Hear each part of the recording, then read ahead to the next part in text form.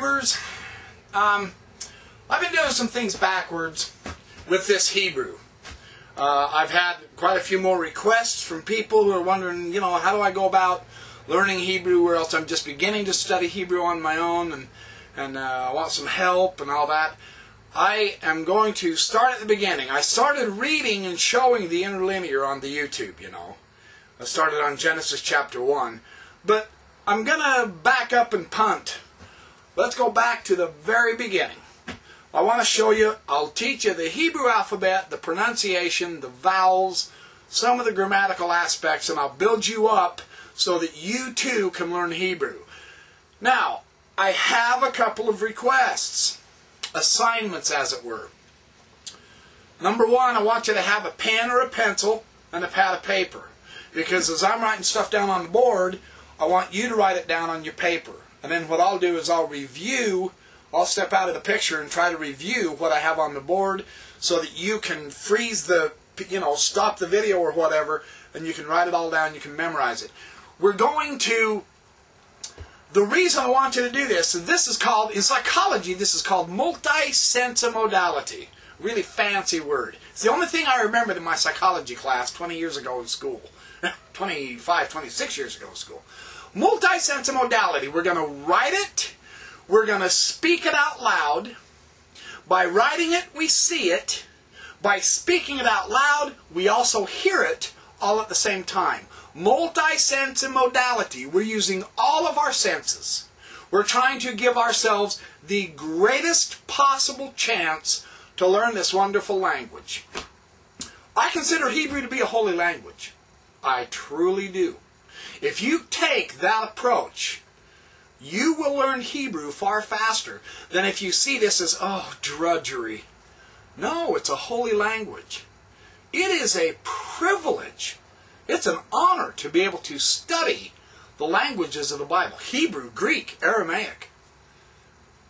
I think if you have that approach, you're halfway there to learning it. You'll learn it way faster and better. Honest.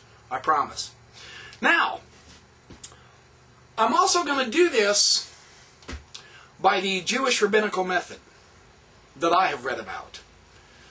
No one is as good as our wonderful Jewish teachers at teaching us about the Torah, the Nevi'im, and the Ketuvim. The Torah, the prophets, and the writings. The Jews know their scriptures inside out. Their method is simple. It really is simple, very effective. It takes a little time, but if you don't do this method, you're only going to cheat yourselves. How they teach their students to learn Hebrew is they have them write, they have them read everything they're doing 101 times. And when you do it that much, you own it. They also, in order to train their scribes, they have them write it 101 times. Not 46, not 78, saying, yeah, that's good enough. Not 99. 101. And that's what I'm going to have you guys do. Now, I'm not going to give you an assignment without accepting the assignment myself. Okay? So, let's go to... I've got several different grammars I want to cull different information from to utilize on the board.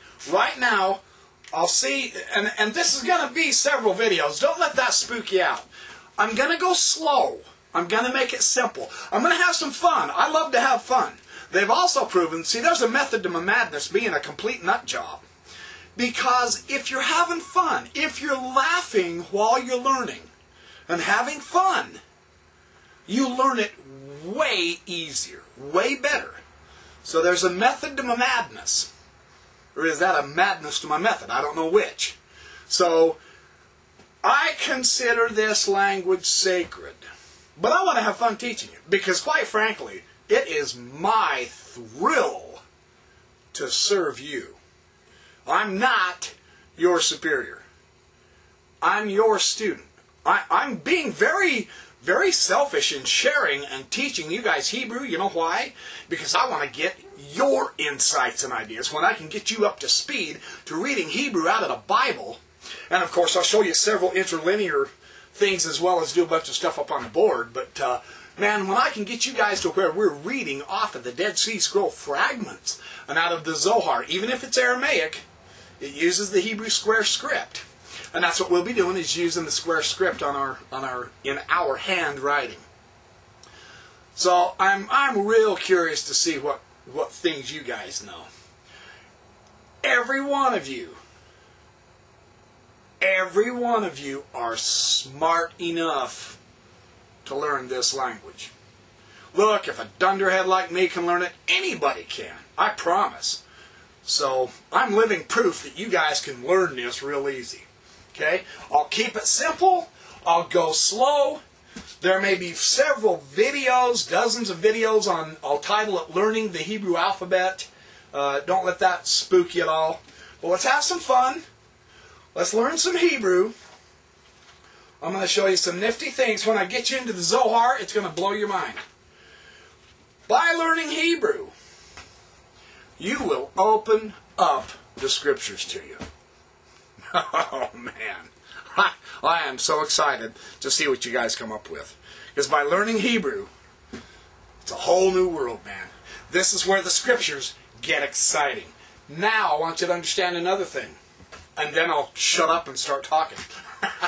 Yeah, shut up and talk, dude. The legend, the Jewish legend, is that God contemplated the Hebrew letters for 2,000 years. And then with those letters, He created everything.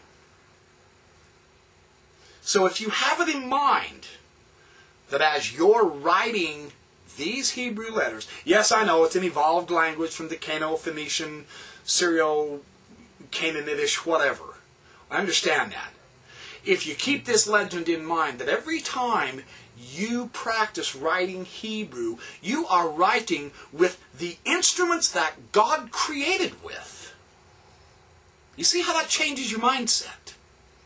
It is a privilege to learn everything about Hebrew. There is no wasted time.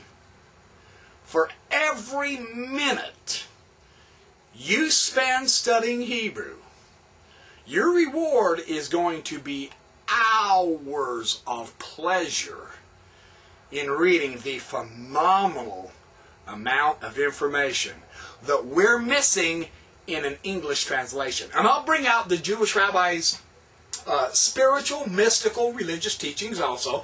That spooks some people. It's okay by me. I'm not going to do that until later anyway, but there are layers and layers and layers and layers and layers of depth and greater width to explore as we learn the Hebrew. Just trust me on that. I'll show you through time. So anyway, let's get started. I want to make sure this works. I want to make sure I'm on the right part of the board. Okay, I can see it on the... and I'll try to write big. I'll try to write each one big, and then I'm going to do them small, and I'll do them all, and I'll show you how this works. The first letter of the Hebrew alphabet is Aleph. Is that seeable? Oh yeah, that's nice. That's nice. Aleph. A diagonal line. I've seen it drawn this way. I've seen it drawn that way, or written. I call it drawn because these are pictograms. Each letter, guys, gals, I could do dozens of videos on the interpretation and translation and the meaning of every one of these letters. That's how much there is to them. When you're writing Hebrew, if we are working with the instruments of creation, which God contemplated for 2,000 years, so we can use this as a meditation. If we're using these letters as a meditation, Aleph, and we're saying it out loud, and we're thinking about it, we're seeing it, and we're hearing it, when we really start getting into Hebrew, you'll start seeing things you've never seen before. I promise. So there's Aleph. Aleph, we're just going to do it simple. Very easy. See, you've got one of 22 letters learned already, Aleph. Now, Aleph is the first letter of the Hebrew alphabet, but it is not an A.